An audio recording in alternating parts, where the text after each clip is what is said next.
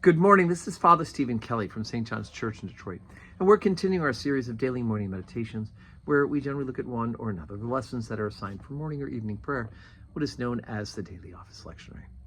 Today is Sunday. Hooray! We are gathering together to glorify God, to worship Him, to be encouraged in the fellowship of the faith, and also to receive Him, most importantly, to receive Him in the Blessed Sacrament. And today is what we call our Homecoming Sunday.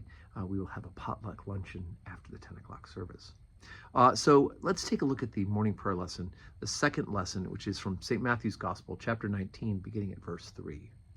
The Pharisees also came unto him, tempting him, and saying unto him, Is it lawful for a man to put away his wife for every cause? And he answered and said unto them, Have ye not read that which he made them at the beginning, made them male and female? And said, For this cause shall a man leave his father and mother, and shall cleave to his wife, and they twain shall be one flesh. Therefore they are no more twain, but one flesh. What therefore God hath joined together, let no man put asunder. They say unto him, Why did Moses then command to give a writ of divorcement, and to put her away? He saith unto them, Moses, because of the hardness of your hearts, suffered you to put away your wives, but from the beginning it was not so. And I say unto you, whosoever shall put away his wife, except it be for fornication, and shall marry another, committed adultery. Then there was brought unto him little children, and he should put his hands on them and pray, and the disciples rebuked them. But Jesus said, Suffer the little children, and forbid them not to come unto me, for of such is the kingdom of heaven. And he laid his hands on them, and departed thence. Okay, lots of stuff here. First of all, here are the Pharisees trying to trick Jesus, and they're saying that why is it that is it lawful? They start out by saying, is it lawful to put away a wife for every cause? In this culture that Jesus was living in at this time, a man could just put away his wife. Right, the woman did not have any rights in society, and quite frankly, it must have been very belittling for a man to be able to do so. And Jesus reminds them that this is not God's will. That first of all, divorce. The prophet Zechariah says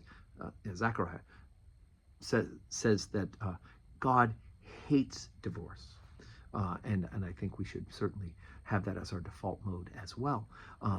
That in fact, when we get married, we make all sorts of promises, right?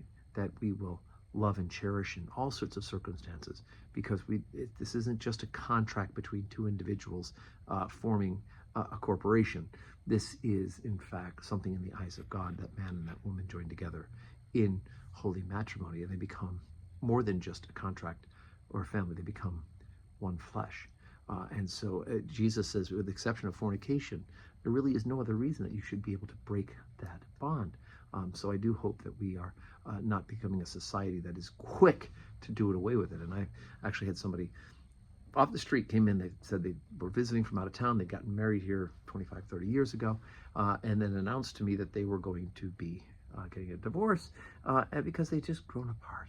And, he just wasn't that interesting anymore.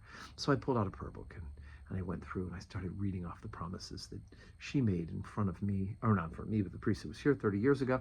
And this would have been 2 or 3 priests ago. I think it was Father Frisbee.